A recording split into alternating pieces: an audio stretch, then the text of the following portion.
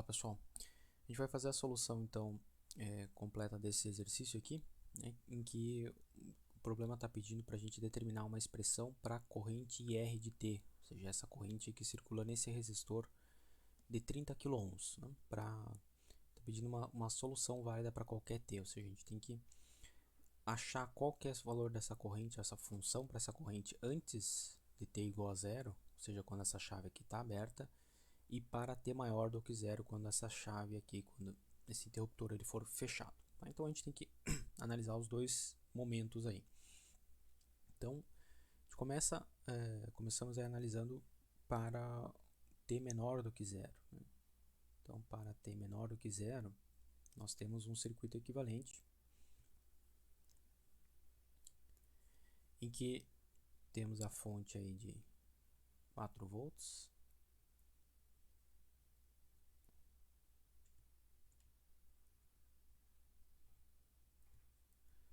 o resistor de 2K e a chave aqui aberta, né? Então essa parte está aberta. E o ponto aí é que, como esse circuito aqui entende-se que essa chave está aberta há um longo tempo, então a corrente ela já é estável, constante, passando pelo indutor. Sem variação de corrente no indutor, a gente tem ele se comportando como um curto-circuito. Então esse indutor aqui de 12 mA, o potencial sobre ele é 0 volts, porque em regime permanente esse circuito aqui a corrente não vai mais apresentar nenhuma variação. Né? A gente tem esse resistor aqui de 30K, 30 kΩ, em paralelo com o capacitor. E o capacitor é a mesma ideia aí, que no regime permanente desse circuito, sem variação de tensão aqui, não existe corrente. Ele vai estabilizar a corrente e as tensões nesse circuito. Se a tensão não varia mais no capacitor, a corrente que vem para cá é zero, ou seja, ele está se comportando como um circuito aberto. E aí o circuito equivalente que a gente tem antes do fechamento daquela chave é simplesmente a fonte aqui em série com esse resistor. Então a corrente R ela é definida aqui para T menor do que zero, né? Até o instante em que a chave for mudada de posição, ela vai ser o potencial da fonte, 4 volts, dividido pela resistência equivalente desse resistor de 2 kΩ em série com o de 30 kΩ, ou seja, dividido por 32 kΩ. E aí essa corrente equivalente aqui é de 125 microamperes. Né? Notem que esse valor aqui de corrente, ele já vai ser até um instante antes do fechamento da chave, imediatamente anterior ao fechamento da chave, ele é também a corrente inicial no indutor. Né? Então essa corrente pelo resistor também vai ser a corrente IL de 0 menos, no instante imediatamente anterior ao fechamento da chave. Então aqui a gente já tem a primeira condição inicial também, que é a corrente inicial no indutor, que no instante 0 menos é a mesma corrente que está fluindo pelo resistor, está passando por este indutor. Então a corrente inicial é de 125 microamperes. E a gente também já pode definir um potencial que vai ter associado a esse capacitor aqui, né, que ele está em paralelo, não tem corrente fluindo por ele, mas ele tem um potencial, já que ele está em paralelo com o resistor de 30K.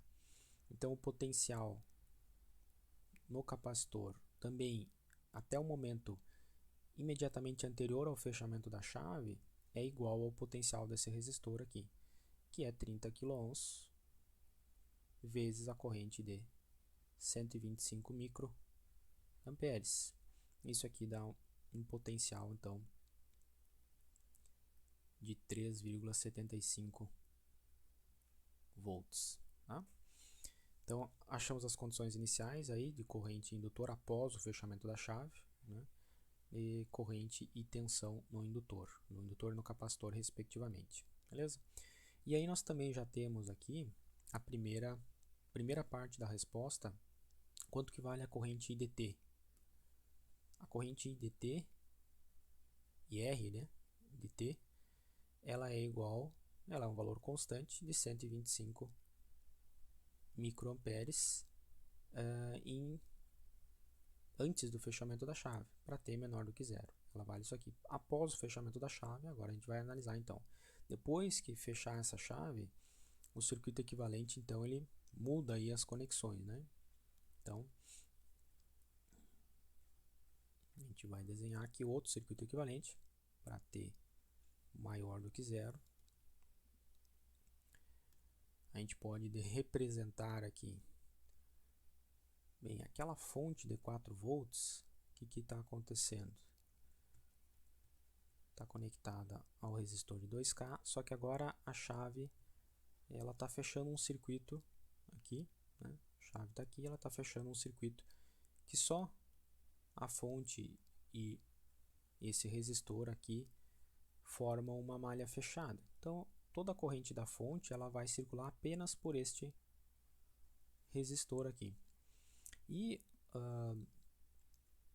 aqui a chave está, já que ela está curto-circuitando este ponto, é o equivalente como se a gente tivesse apenas o indutor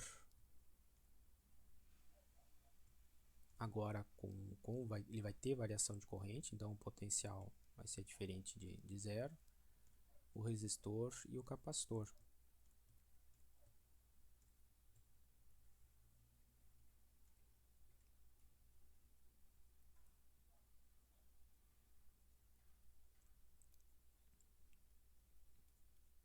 Certo?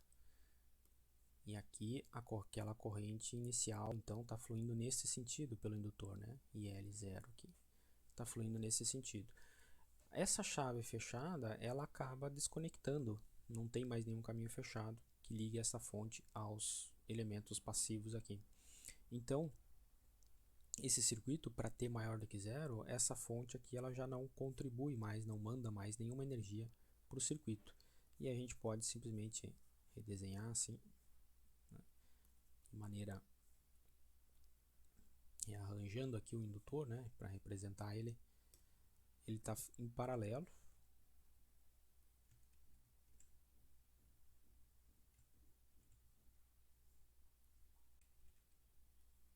com os demais elementos.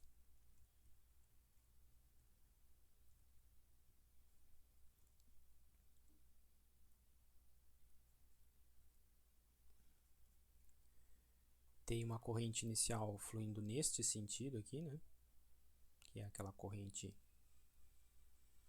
IL0 de 125 microamperes, e existe um potencial inicial no capacitor igual a 3,75 volts. Então, a resposta aqui desse circuito, a gente está analisando um RLC, a resposta natural, a gente vai buscar a resposta natural do RLC paralelo. Com a atenção aí que a gente quer, a resposta final que a gente está procurando, não é o que a gente vai achar primeiro aqui, primeiro a gente vai achar uma função para o potencial, né, desses elementos, e a partir dessa resposta do potencial a gente vai determinar a corrente pelo resistor de 30K, certo? Bem, então seguindo aqui, a gente tem o seguinte, que o alfa desse circuito RLC paralelo, ele é dado por, aqui, o alfa do RLC paralelo é uma constante 1 sobre 2RC, substituindo os valores de 30K e 2 picofarad, aqui a gente encontra um alfa de 8,3333 vezes 10 na 6 segundos na menos 1. Um ômega 0, que é uma constante 1 sobre raiz de LC, substituindo também os valores de indutância e capacitância, a gente vai encontrar um valor de 6,455 vezes 10 na 6 radianos por segundo. Então a gente tem aqui um caso em que o alfa, o coeficiente de amortecimento exponencial, é maior em magnitude do que o ômega 0, frequência de ressonância. Então a gente tem a resposta sobreamortecida.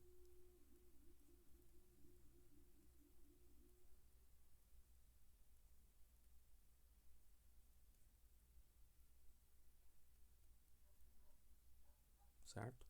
Então, o formato, né, que a gente viu lá na resposta sobreamortecida do potencial, V de t, ele é definido aqui por uma constante A1 vezes uma função exponencial elevado na S1 de t, mais uma constante A2 vezes a exponencial elevado na S2 de t.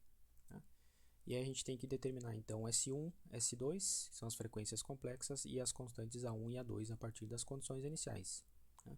Então S1, frequência complexa, S1 é igual a menos alfa mais raiz de alfa ao quadrado menos ômega zero ao quadrado. Tendo encontrado esses valores aqui de alfa e ômega zero, substituindo aqui na expressão, a gente acha um S1 de menos 3,06 vezes 10 na 6. Tá? E o S2, ele é dado por menos alfa menos raiz de alfa ao quadrado menos ômega zero ao quadrado. Então, substituindo aqui também os valores de alfa e ômega, nós encontramos um S2 de menos 13,6 vezes 10 na 6. Né? Ambas aqui são frequências complexas, também tem unidades lá de segundo na menos 1. Ok? Bom, então determinamos S1 e S2. Nós vamos precisar também para, além da aplicar a condição inicial diretamente nessa equação, nós precisamos da derivada dela. Então já podemos fazer a derivada aqui de V de t, que nós vamos precisar avaliar ela, sempre precisamos avaliar no instante t igual a zero para aplicar a segunda condição inicial. A derivada aqui dessa função, né, então ela é a derivada ali da exponencial, que é a constante S1 vezes A1 vezes a própria função exponencial. Essa é a derivada do primeiro termo, e a derivada do segundo termo vai ser a derivada da exponencial, que é S2 é uma constante, né? S2 é uma constante, vezes A2 vezes a exponencial na S2 de t. A gente precisa avaliar, para aplicar a segunda condição inicial, nós vamos precisar sempre avaliar a derivada apenas no instante t igual a zero. Então, o que facilita aqui para nós é que, avaliando em t igual a zero, essa exponencial aqui elevada na zero se torna 1. E a gente tem, então, simplesmente aqui que a derivada em t igual a zero vai ser S1 a 1 mais S2 a 2. Tá? E aí, substituindo os valores de S1 e S2, que a gente determinou aqui no circuito, nós temos que a derivada em t igual a zero, ela vai ser menos 3,06 vezes 10 na 6 vezes A1 menos 13,6 vezes 10 na 6 vezes a constante A2. Tá? E agora vamos aplicar as condições iniciais, então, do problema, para determinar as constantes A1 e A2, que é o que resta aí para a gente conhecer a resposta completa. Né? Então, aplicando ou usando as condições iniciais,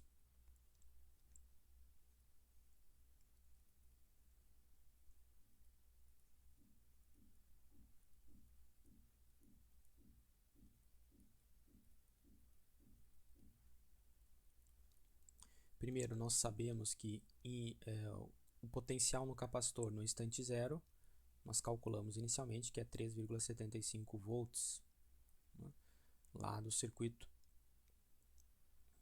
no instante imediatamente antes ao fechamento da chave. Né, nós calculamos aqui que o potencial no capacitor inicial tem que ser igual a 3,75 volts. Então, em t igual a zero, essa função aqui, né, em t igual a zero, ela é simplesmente igual a A1 mais A2.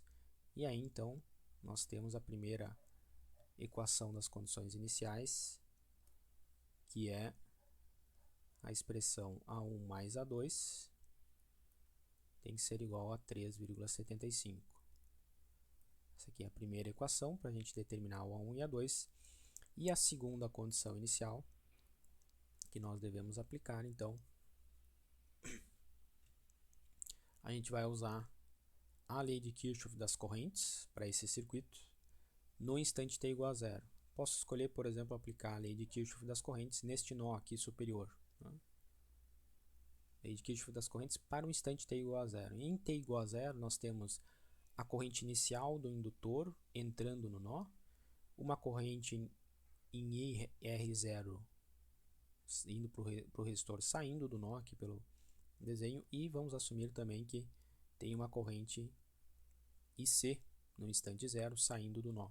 Então, a lei de Kirchhoff das correntes para este nó aqui, no instante t igual a zero, nós podemos escrever aqui como lei de Kirchhoff das correntes para aquele nó, como sendo a corrente IL no instante zero entrando no nó, menos a corrente IR no instante zero saindo do nó, menos a corrente IC no instante zero saindo do nó, tem que ser igual a zero. Ou seja, IR no instante zero mais IC no instante zero tem que ser igual a IL no instante zero. IR no instante zero, a corrente no resistor, nós podemos expressar em função do potencial que tem aplicado sobre o resistor, que é igual ao próprio potencial no instante zero, ou seja, o potencial de todos os elementos, já que eles estão em paralelo, no instante zero, dividido pela resistência. A corrente no capacitor, né, sabemos do comportamento do capacitor que a corrente do capacitor ela é igual a capacitância vezes a taxa de variação do potencial sobre o capacitor. Como nós queremos a corrente no instante zero, então é a capacitância vezes a taxa de variação, ou a derivada do potencial em relação ao tempo, no instante zero. Por isso que a gente avaliou antes, a gente fez a derivada anteriormente, ali, e avaliamos ela para o instante t igual a zero. E isso aqui tem que ser igual, então, à corrente inicial no indutor. Okay? Então, substituindo aí esses valores, nós temos que V de zero aqui é 3,75, dividido pela resistência de 30K, mais a capacitância, deixa eu colocar mais para cá a expressão, né? Substituindo aqui, a gente tem 3,75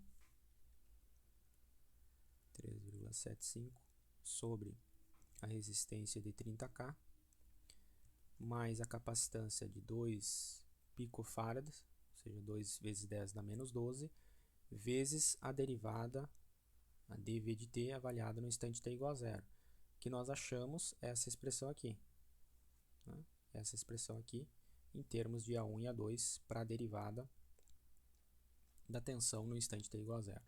Então, nós vamos usar essa expressão aqui.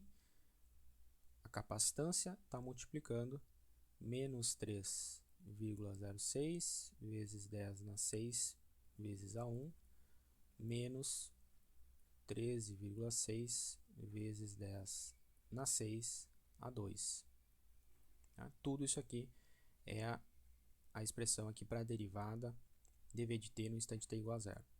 E isso aqui tem que ser igual à corrente inicial no indutor, que é de 125 micro, ou 125 vezes 10 na menos 6. Tá?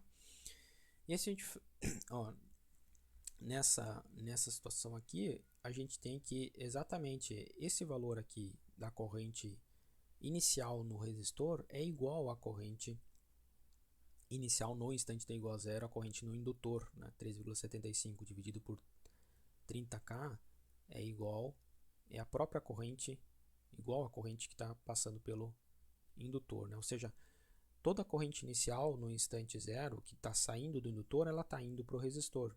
E aí o que vai para o capacitor é zero. Então aqui a gente tem a simplificação desses termos aqui dos dois lados, ou seja, a corrente inicial no indutor, no capacitor, perdão, no instante zero, ele é igual a zero. Ou seja, todo esse termo aqui, ele vai ser igual a zero. A gente precisa aplicar aqui o produto, então, a capacitância vezes esses termos. E aí a gente obtém a segunda equação para A1 e A2, em termos de A1 e A2, né, que vai ser a capacitância vezes todo este termo aqui, dá menos 6,12 vezes 10 na menos 6 a 1,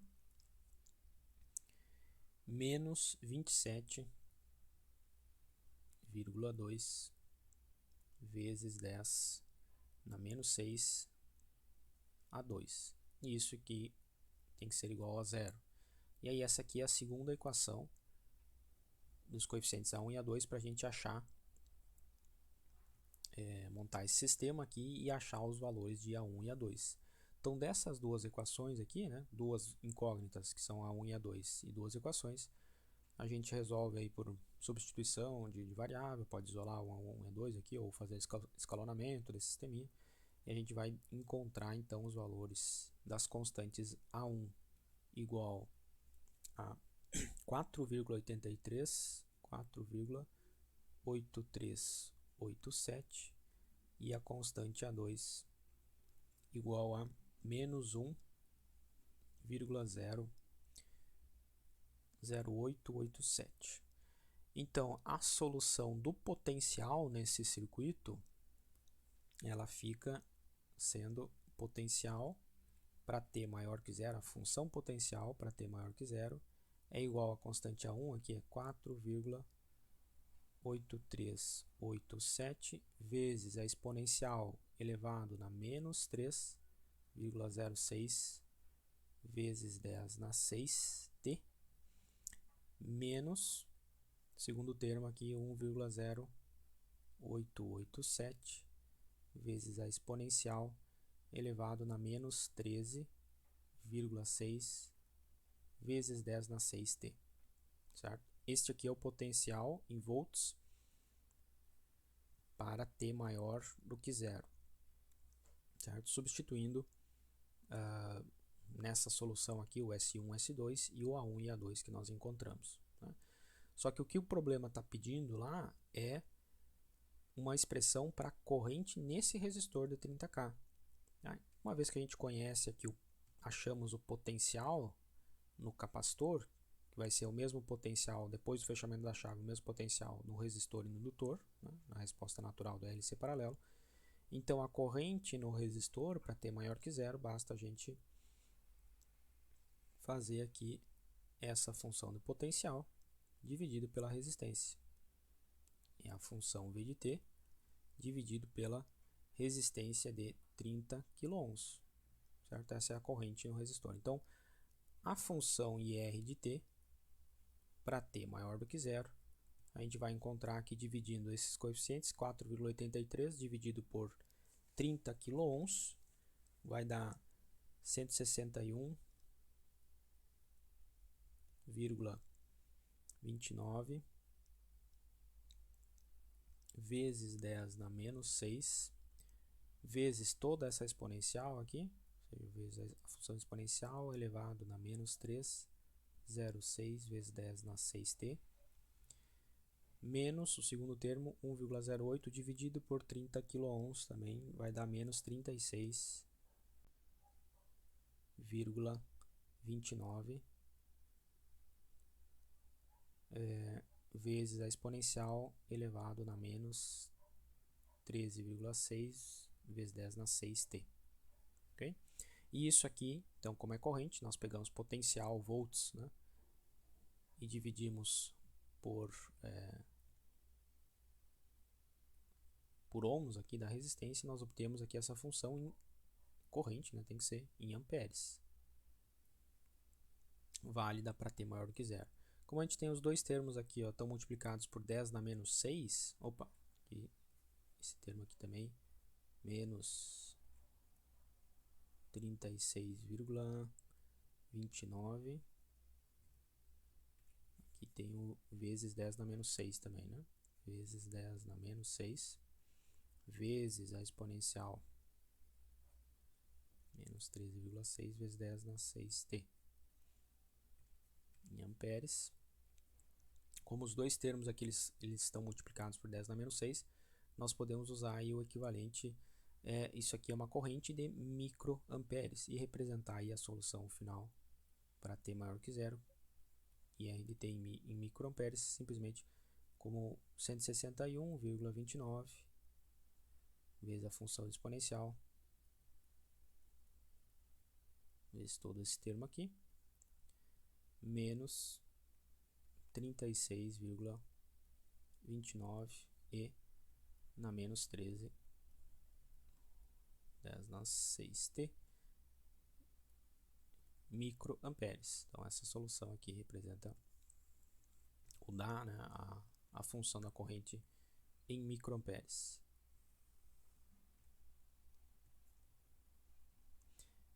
Essa solução, lembrando, ela só é válida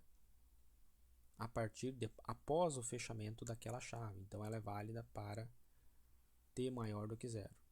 Para t menor do que zero, nós tínhamos determinado lá que antes do fechamento da chave, a corrente de t é constante e é igual a 125 microamperes, né? Para t menor do que zero. Certo? Então essa é a solução desse problema aí, que a gente tem um circuito inicial com uma fonte que vai fornecer, vai armazenar alguma energia inicial no indutor e no capacitor, dadas pela o que a gente encontra aqui, né, a partir do regime permanente desse circuito equivalente aqui com essa chave em aberta. Achamos a corrente inicial no indutor e a tensão inicial no capacitor, que armazenam alguma energia, né, nesses elementos, e após o fechamento da chave a gente tem a resposta natural do RLC paralelo, dissipando essa energia no resistor. E a corrente, então, a gente acha primeiro a solução do potencial nesses elementos em paralelo, e a partir do potencial a gente pode determinar qual que vai ser a corrente no resistor, simplesmente aplicando a lei de Ohm. Beleza? Então é isso aí.